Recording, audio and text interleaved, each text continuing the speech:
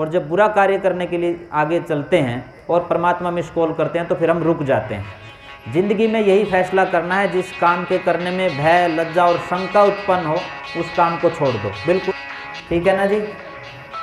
एक और देवी होती है जिसको पैसों की देवी मानी जाती है, रुपयों की देवी, क्या बोलते हैं? हाँ, लक्ष्मी की पूजा सबसे ज़्यादा कहाँ होती है? और सबसे ज़्यादा गरीब किस देश में?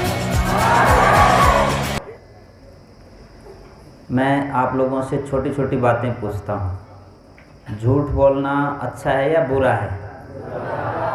पीछे वालों की आवाज़ कम आ रही है। ठीक है। बड़ों की बातों को मानना अच्छा है या बुरा है? और कोई चोर आकर के कह दे कि चोरी कर लो तो अच्छा है कि बुरा है? इसका मतलब उन बड़ों की बातें माननी है जो अच्छी बातें हैं। ठीक है। अपने गुरुजनों का सम्मान करना ठीक है कि बुरी बात है? अब आगे वाले चुप हो गए। देख लो सभी गुरुजन पीछे बैठे हैं, फिर पता चलेगा कौन कौन क्या क्या बोल रहे थे क्लास में जाने के बाद, है ना।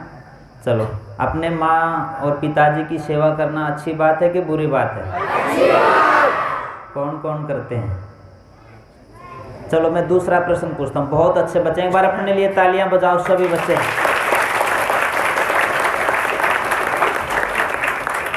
सुबह उठने के बाद अपने माताजी और पिताजी के पैरों को हाथ कौन कौन लगाते हैं? वो हाथ खड़ा करो। हाँ, बेटियां जो है वो तो संस्कारों की खान होती हैं। क्यों? आपके हाथ अपने पास रहते होंगे ना? आपके हाथ अपने पास ही रहते हैं कि नहीं रहते हैं? तो क्या करो, ठीक है, पीछे वाले हाथ नीचे कर लेंगे। पीछे तो बहुत अच्छे बच्चे बैठे हैं सभी। जो अपने बड़ों का सम्मान करते हैं उसकी 4 चीज़ें बढ़ती हैं, आपको पता है क्या क्या? आयु, विद्या, यश और बल।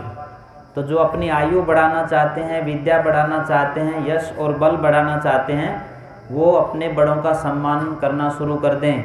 और जो चाहते हैं कि मेरी बदनामी हो, मैं मरियल सा रहूं, मुझे समाज में सब गालियां दें, वो ना करें। ठीक है, ये आपके ऊपर छोड़ते हैं। चलो दूसरी बात पूछता हूँ। गाय की सेवा सबसे ज़्यादा किस देश में मानी जाती है? पक्की बात है? सबसे ज़्यादा गाय किस देश में काटी जाती है? हैं? सबसे ज़्यादा गाय लिम्पी रोग से अभी मर गई, कोई बोल नहीं रहा। चलो दूसरा प्रश्न पूछता हूँ। माता निर्माता भवती किस देश में कहा जाता है? नहीं पता? माँ निर्माण करने वाली होती है, किस देश में कहा जाता है?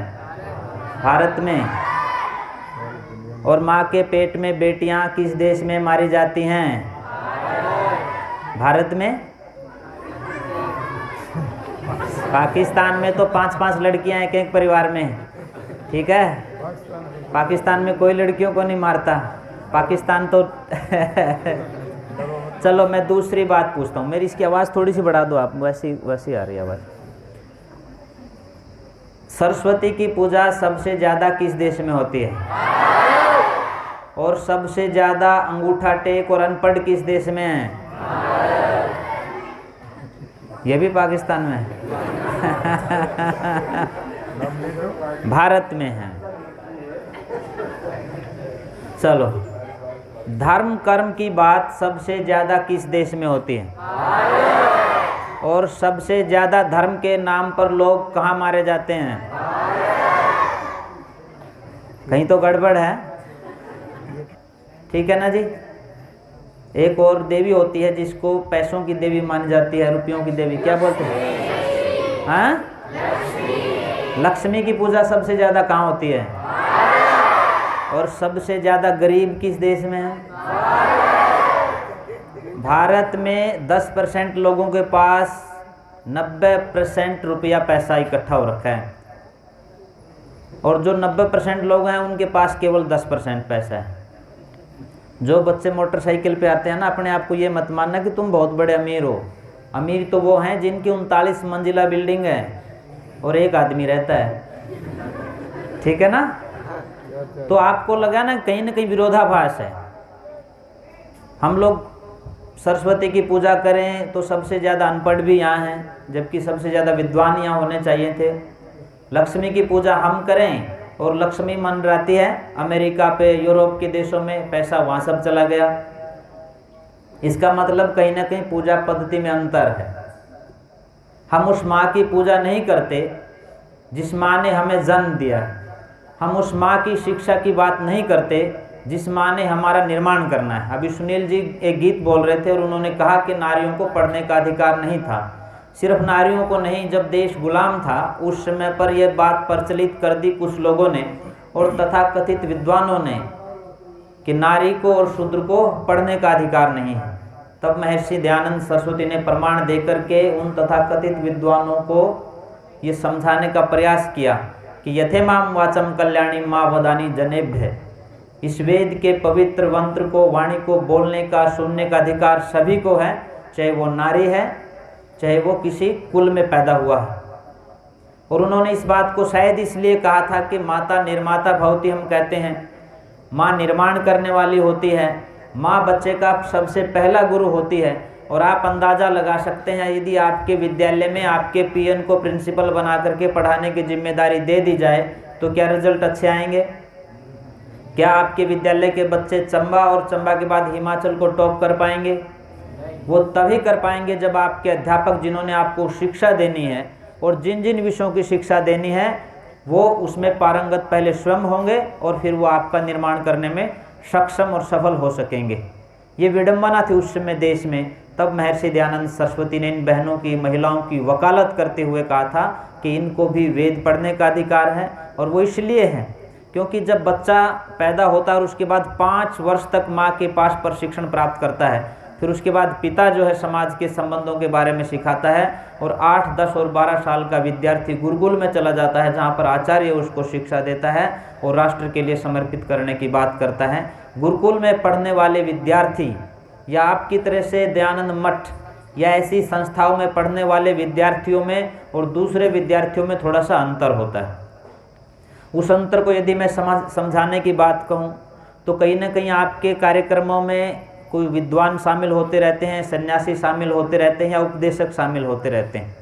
किसी अध्यापक ने अपने बच्चों को एक सिद्धांत समझाने के लिए कुछ बातें कही और उन्होंने कहा कि मैं मिट्टी का मुर्गा आपको दे रहा हूँ, इस मुर्गे की गर्दन तोड़ करके आपको लेकर के आनी है, पर ये ध्यान रखना कि कोई देख ना रहा हो। यदि मैं आपसे ये प्रश्न करूं तो आप भी कहोगे कि जी हम तो इस काम को 1 मिनट में कर देंगे, कर सकते हैं ना? ठीक है। यदि मैं आपको कहूं कि 5 विद्यार्थी जाएं और इसकी गर्दन को तोड़ करके लेके आएं पर कोई देखने वाला ना हो, कुछ विद्यार्थी तो नहीं करेंगे क्योंकि सामने अध्यापक बैठे हैं। दूसरा विद्यार्थी थोड़ा सा छुप करके जाने का प्रयास करेगा तो वो भी नहीं कर पाएगा क्योंकि सीसीटीवी कैमरे लगे हुए हैं। पर एक व्यक्ति चोरी से, छुपके से ऑफिस में चला गया, उसको पता कि ऑफिस में सीसीटीवी कैमरा नहीं है, अंदर बैठ करके गर्दन तोड़ करके ले आएंगे, यही होगा ना? पर एक विद्यार्थी ऐसे विद्यार्थियों में मिला जिसने कहा जी कि मैं नहीं तोड़ सका। जब उससे पूछा गया कि आपने क्यों नहीं तोड़ा है तो आपके पास तो कोई था नहीं, आप कहाँ गए थे? उन्होंने कहा मैं बिल्कुल एकांत में चला गया, ऑफिस में बैठ करके मैंने दरवाज़ा बंद कर दिया और जब मैं गर्दन तोड़ने लगा तो मुझे उस सन्यासी की बात याद आई जिन्होंने कहा था कि परमात्मा सब कुछ देख रहा है, कि मैं इसकी गर्दन तो तोड़ देता, मुझे अध्यापक भी नहीं देख रहे थे, सीसीटीवी कैमरा भी नहीं था, मेरे मित्र भी नहीं थे, परंतु परमात्मा मेरी एक एक चीज़ को देख रहा था और मुझे लगा कि जब परमात्मा ही मेरे इस कार्य को देख रहा है तो मैं इस काम को कैसे कर सकता हूँ। और उन्होंने अपने गुरुजी के पास आकर के वो मुर्गा वापस ला करके दे दिया और गुरुजी ने फिर उसको सम्मानित किया कि जो व्यक्ति इन सिद्धांतों को जानता है। हम देखते हैं ना, यहाँ भी लिखा होगा आप सीसीटीवी कैमरे की नज़र में हैं इसलिए मुस्कुराते रहें। और मैं यदि कहूँ कि परमात्मा का सीसीटीवी कैमरा 24 घंटे आपके साथ रहता तो फिर मुस्कुराते रहो, आधे लोग मुरझा जाएंगे क्योंकि कहीं ना कहीं दिमाग में शरारतें चलती रहती हैं। सही है कि गलत है? सही है ना? तो आगे से कुछ भी गलत करने से पहले, वैसे तो मुझे पता बहुत अच्छे बच्चों, किसी की किताबें भी नहीं उठाते है ना, चीटिंग भी नहीं करते, किसी का पेन भी नहीं उठाते, पैसे तो दूर की बात है, पैसे तो लेके नहीं आते। तुम यहीं से आते हो चंबा से, मुझे पता है, ये लेके आते हो बताना मत, नहीं तो फिर। तो ऐसी इन बातों से हमें इसलिए भी बच करके रहना है। आपका हर अच्छा और बुरा कार्य परमात्मा देख रहे हैं, और परमात्मा के यहाँ ये नहीं है। एक अध्यापक ने बच्चों से पूछ लिया, जैसे मैं आपसे पूछ लेता हूँ, 10 गधों में से 4 गाय घटा दो, कितने बचे? 10 गधे और गाय कितनी बची? 4। इसी तरह से यदि मैं आप लोगों से पूछने लगूं कि 10 अच्छे कर्मों में से 6 बुरे कर्म घटा दो तो कितने बचे? अच्छा, यहाँ सिद्धांत आ गया आपका। परमात्मा के यहाँ ये जमा घटा ये जोड़ नहीं चलता, ये सिद्धांत नहीं चलता। वहाँ हर अच्छे कार्य का फल अच्छा मिलता है और हर बुरे कार्य का बुरा मिलता है। तो आप ये निश्चित करके चलें, जितने अच्छे करोगे उनका फल अच्छा मिलेगा, और जितने बुरे करोगे उनका फल बुरा मिलेगा। अवश्यमेव भोक्तव्यम कृतम कर्म शुभाशुभम। हर शुभ और अशुभ कर्म का फल हमें परमात्मा निश्चित तौर पर देंगे। कुछ फल तो तुरंत मिल जाते हैं और कुछ फल बाद में मिलते हैं। जैसे आप पढ़ रहे हैं, तैयारी कर रहे हैं, 1 साल लगेगी आपको और फिर आप पास हो जाओगे। आज कार्यक्रम में आए हैं, आपके लिए आज तो नहीं, कल जो है बढ़िया वाला खाना बनाएंगे यहाँ, और खाना भी 15-20 प्रकार का होता है ना, उसको खाएंगे तो भूख तुरंत शांत हो जाएगी। ठीक है, आपके जीवन में जो आपको लगता है परमात्मा हमें मिस कॉल मारते हैं, आपको पता है? अच्छा, एक बात बताओ, आपके पास कोई कॉल कर दे, आपने उसका नंबर सेव कर रखा है और उसका नंबर आ जाए, आपको बात नहीं करनी उससे, तो फ़ोन काट देते हैं ना। और यदि वही व्यक्ति किसी दूसरे का नंबर लेकर के, जिसका नंबर आपके मोबाइल में सेव नहीं, और वो मिस कॉल मार के छोड़ दे, फ़ोन ना करे पूरा, तो आप कॉल करते हो कि नहीं करते हो? परमात्मा मिस कॉल मारते हैं, आप उस पर ध्यान देते हैं कि नहीं देते हैं? अब आप कहोगे जी परमात्मा कौन सा जियो का नंबर ले रखा है कि वो कॉल करेंगे, है ना? परंतु परमात्मा मिस कॉल करते हैं। जब हम अच्छा काम करते हैं तब भी मिस कॉल करते हैं। मिस का मतलब क्या होता है? याद करना ना। परमात्मा याद करते हैं आपको उस समय। जब हम अच्छा काम करने के लिए चलते हैं तो उत्साह बढ़ जाता है, चाव हो जाता है, उमंग आ जाती है कि नहीं, करना चाहिए। और ये तीनों की तीनों चीज़ें परमात्मा की मिस कॉल हैं। वो प्रेरित करने के लिए अच्छे काम के लिए आगे बढ़ जाना चाहिए। आपको लगा कि कार्यक्रम चल रहा है और कार्यक्रम में हमें मदद करनी चाहिए, यहाँ कुछ कूड़ा करकट पड़ा है रास्ते में तो उसको साइड में कर देना चाहिए, है ना? बेंचों को व्यवस्थित रखना चाहिए, गुरुजनों को आकर के नमस्ते करने चाहिए, तो चाव चढ़ जाता है ना। कुछ बच्चों की जिम्मेवारी लगी कि आप समीधा डालेंगे, आप घी डालेंगे, आप सामग्री वहाँ से लेकर के आएंगे, तो चाव चढ़ जाता है कि नहीं, इस काम को मुझे करना है। और यदि आप यहीं से बैठे बैठे अपने मन में अभी सोचना, अभी परमात्मा मिस कॉल मारेंगे आपको कि किसी की चोरी करनी है, तो दिमाग में क्या आएगा? नहीं, ये नहीं करना चाहिए। माता जी को पता चल गया तो, आचार्य जी को पता चल गया तो, या प्रिंसिपल साहब को पता चल गया तो ठीक नहीं है। आप किसी के बारे में बुरे विचार लेकर के आएंगे दिमाग में, तुरंत 1 मिनट में आएगा कि नहीं, घर वालों को पता चल गया तो गलत हो जाएगा, समाज को पता चल गया तो गलत हो जाएगा। पर जब हम परमात्मा की इस मिस कॉल को समझते हैं, तो जब अच्छा कार्य करते हैं तो उसको करने के लिए आगे बढ़ जाते हैं, और जब बुरा कार्य करने के लिए आगे चलते हैं और परमात्मा मिस कॉल करते हैं तो फिर हम रुक जाते हैं। ज़िंदगी में यही फैसला करना है, जिस काम के करने में भय, लज्जा और शंका उत्पन्न हो उस काम को छोड़ दो, बिल्कुल भी मत करो। और जिस काम के करने में आपको उमंग आ जाए, उत्साह बढ़ जाए, उस काम को करने के लिए आगे बढ़ जाना चाहिए। ठीक है, करेंगे इतना कुछ नहीं करेंगे? पक्की बात है? एक बार फिर ताली बजाओ अपने लिए।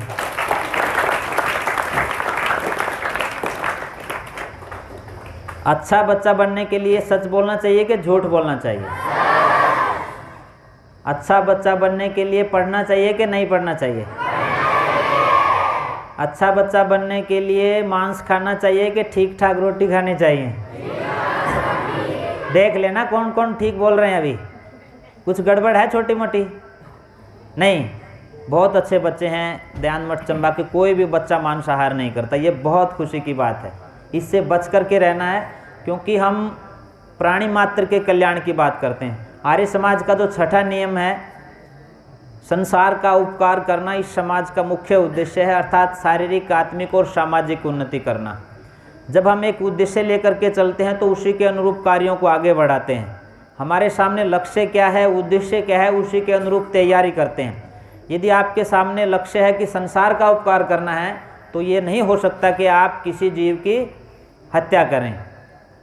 अभी चीते लेके आए ना मोदी जी, तो कई लोगों ने सोशल मीडिया के ऊपर एक चीता एक बंदरिया को गर्दन से पकड़ रखा है और उसका छोटा सा बच्चा उससे लिपटा हुआ रो रहा है। आपने देखी वो वीडियो? तो लिखने वाले ने ये लिखा कि ठीक है, आपको अपनी भूख शांत करनी थी, पर इस छोटे से बच्चे की क्या गलती थी? इसकी तो माँ चली गई, आपकी भूख शांत होगी पर इसकी माँ चली गई। जब कोई भी व्यक्ति मांस के लिए छोटे से गाय के बछड़े को मारता है या किसी दूसरे जीव की हत्या कर रहा है तो उसकी माँ या उसका बेटा वो तो चले गए ना, उनका भी अपना परिवार है, तो उसकी भी चिंता हमें करनी है, क्योंकि हम सत्य में अहिंसा में विश्वास रखने वाले लोग हैं। हम एक ऐसी सनातन परंपरा में विश्वास रखने वाले लोग हैं जो किसी का मन वचन और कर्म किसी से भी बुरा नहीं करता। वो मारना तो दूर की बात, मारने के बारे में सोचता भी नहीं है। तो इसलिए हमें शाकाहार की तरफ बढ़ना है और मांसाहार से दूर रहना है ना। कोई भी व्यक्ति जब मांसाहार करता दिखे तो उसको ये ज़रूर बताना है कि आप किसी की माँ को खा रहे हैं, आप किसी के बेटे को खा रहे हैं, और यदि आप किसी के परिवार को बर्बाद करोगे तो आपका परिवार कभी आबाद नहीं हो सकता है। इन बातों का आपको ध्यान रखना है कि नहीं रखना है? हम ऋषि दयानंद की बात कर रहे थे। मैं 2-3 प्रश्न और छोटे छोटे आप लोगों से पूछता हूँ। आचार्य जी जब समय हो जाए बता देना, क्योंकि मेरे वाला जो घड़ी वो बंद है, सामने वाली वो इसी टाइम पे है। मैं 2-3 बार देखा, वो पक्की है, वहीं पे रुकी हुई है। अगर ये हरियाणा में होती तो कहते कि मर्द की जुबान नहीं बदलती, इसलिए वो पक्की था। ये पीछे है। 3 मिनट, चलो 3 मिनट में 6 प्रश्न पूछते हैं। कौन बनेगा करोड़पति से भी महत्वपूर्ण प्रश्न आप लोगों से पूछ लेते हैं। चलो, शहीद आजम भगत सिंह का नाम किसने सुना है? हाँ या ना बोलेंगे? सुना है कि नहीं सुना है? बहुत बढ़िया। उनका परिवार किस संगठन से संबंध रखता है, ये सुना है कि नहीं सुना है? आर्य समाज से। बिल्कुल, इन्होंने कहा आर्य समाज से। पीछे भी आवाज़ आ रही आर्य समाज से। महर्षि दयानंद सरस्वती ने यज्ञोपवीत दिया था, जनेऊ जिसको बोलते हैं ना, वो भगत सिंह के दादाजी को दिया था। चलो मैं दूसरा नाम पूछ लेता हूँ आपसे। श्याम जी कृष्ण वर्मा को जानते हैं? नहीं जानते। श्याम जी कृष्ण वर्मा एक ऐसी शख्सियत थे जो संस्कृत के प्रोफेसर थे, विद्वान थे, जिनको महर्षि दयानंद सरस्वती ने लंदन भेजा और वहाँ जाकर के 1905 में उन्होंने इंडिया हाउस और 1907 में इंडियन होम रूल सोसाइटी की स्थापना की, जहाँ पर बैठ कर के सारे क्रांतिकारी जो है शिक्षा लेते थे। और जो भारत से बाहर गए थे, खास करके बड़े परिवारों के बच्चे जो पढ़ने के लिए गए थे, उनको टारगेट करके कि इन सबको आज़ादी के आंदोलन से जोड़ना है, इसलिए महर्षि दयानंद सरस्वती ने श्याम जी कृष्ण वर्मा को लंदन भेजा था। और वो उन्हीं श्याम जी कृष्ण वर्मा की प्रेरणा से सैकड़ों की संख्या में नौजवान क्रांतिकारी थे जो देश की आज़ादी के आंदोलन में लगे। तो श्याम जी कृष्ण वर्मा के गुरु कौन हुए? स्वामी दयानंद सरस्वती। एक बच्चे ने पीछे जोर से बताया, उसके लिए एक बार फिर तालियां बजाओ। 1 मिनट की बात करके खत्म करता हूँ। राम प्रसाद बिस्मिल का नाम किसी ने सुना है? उनके गुरु का नाम बताओ। महर्षि दयानंद सरस्वती। वो भी आर्य समाज मंदिर शाहजहाँपुर में रहते थे। चलो ठीक, दूसरा मैं प्रश्न पूछता हूँ। पंजाब नेशनल बैंक की स्थापना किसने की थी? लाला लाजपत राय ने। लाला लाजपत राय के गुरु कौन थे? स्वामी दयानंद सरस्वती। ठीक है, कौन थे? चलो, सबसे पहले गुरुकुल परंपरा को किसने पुनर्स्थापित किया? दोबारा से गुरुकुलों की स्थापना जब हुई, उसकी स्थापना किसने की थी? स्वामी श्रद्धानंद जी ने। किसने? उनके गुरु कौन थे? चलो, डीएवी की स्थापना किसने की थी? तुम्हारे 50% नंबर ही बचते हैं, 50% फेल हो चुके, आप लोग देख लेना। बताओ। स्वामी दयानंद सरस्वती ने नहीं की थी। हो किन्हीं ने बताया पीछे से? महात्मा हंसराज जी। और उनके गुरु कौन थे? स्वामी दयानंद सरस्वती। मैं मोटा मोटा आपको यही बताना चाह रहा हूँ, आज़ादी के आंदोलन में जिन लोगों का योगदान है, जिन्होंने आज़ादी का आंदोलन लड़ा, उन सब की प्रेरणा कौन थे? महर्षि दयानंद सरस्वती। यदि आज के समय में कोई राजनेता अहंकार में भर के स्वामी दयानंद सरस्वती का नाम न लेना चाहे, आर्य समाज का नाम ना लेना चाहे तो भले ही ना ले, परंतु जो अपने बुजुर्गों के, अपने बड़ों के सम्मान को भूल जाता है, उनके कार्यों को भूल जाता है, वो कृतघ्न व्यक्ति होता है। और कृतघ्न व्यक्ति कभी ज़िंदगी में तरक्की नहीं कर सकता है। तो हमारे ऊपर किनका कर्ज है? उन बलिदानियों का जिनकी वजह से हम आज़ाद हुए हैं, उन लाखों बलिदानियों का जिन्होंने अपने आप को देश की आज़ादी के ऊपर आहूत कर दिया, उन हजारों माँओं का जिन्होंने अपने आप को इस के लिए तैयार किया कि हमें भी आज़ादी के आंदोलन में जाना है, और अपने नौजवान बेटों को आज़ादी की बलिवेदी पर आहूत होने के लिए प्रेरणा दी। ठीक है, तो तुमसे कोई भी व्यक्ति पूछे, 1 सेकंड में अपनी बात खत्म कर रहा हूँ, कि देश को किसने आज़ाद करवाया, तो ये दिमाग में बात रखनी है, महर्षि दयानंद सरस्वती और उनके अनुयायियों ने देश की आज़ादी के आंदोलन में सबसे महत्वपूर्ण योगदान दिया है।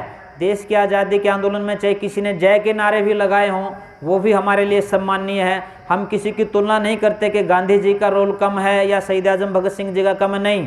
जिनका जितना भी योगदान रहा है वो इतने ही हमारे लिए सम्माननीय है और होने भी चाहिए, जिनकी वजह से आज हम खुली हवा में सांस ले रहे हैं।